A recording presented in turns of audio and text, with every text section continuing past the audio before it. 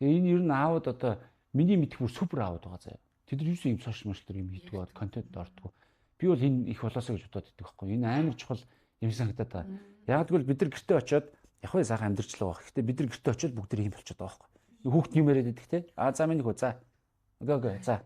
Тэгээд ийм те. Ер нь бүх юм ийм. Бид нар харилцаа өөрөө ийм болцсон.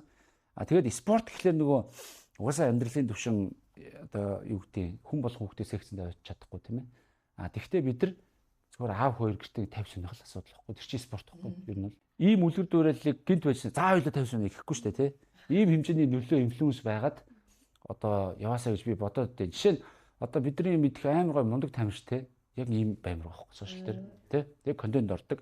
Гадаад бол жишээ нь хөвгүүд зэрэг хөтөлбөрүүд байдаг. Яг тэр хөвгүүд маш софт болоод байгаа.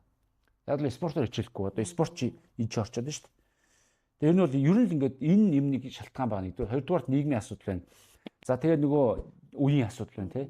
Тэгэхээр ер нь бол дийлийнх нь ингээд одоо судалгаач харуулж байгаа тий. Охтууд ингээд маш чадамжтай болж байгаа. Тэгвэл хөвгүүд нь ингээд айгүй тийм одоо боловсролын хөвч тэр бус одоо асуудлаар ч гэсэн айгүй юу болж байгаа. Тэгээд нөгөө эрэгтэй хүн уйлж болно штэ, эрэгтэй хүн ингэж болно гэдэг тийм нөгөө хуулга маш их байдаг болсон тий.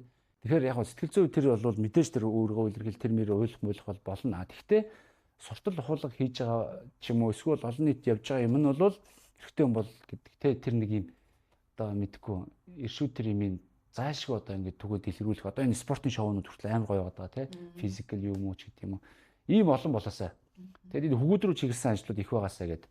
Soul Lab-ийн ерөнхий ивент тэтгэгч дэлхийн хамгийн нэмгэн живх Baby Lab ажиллаж байна.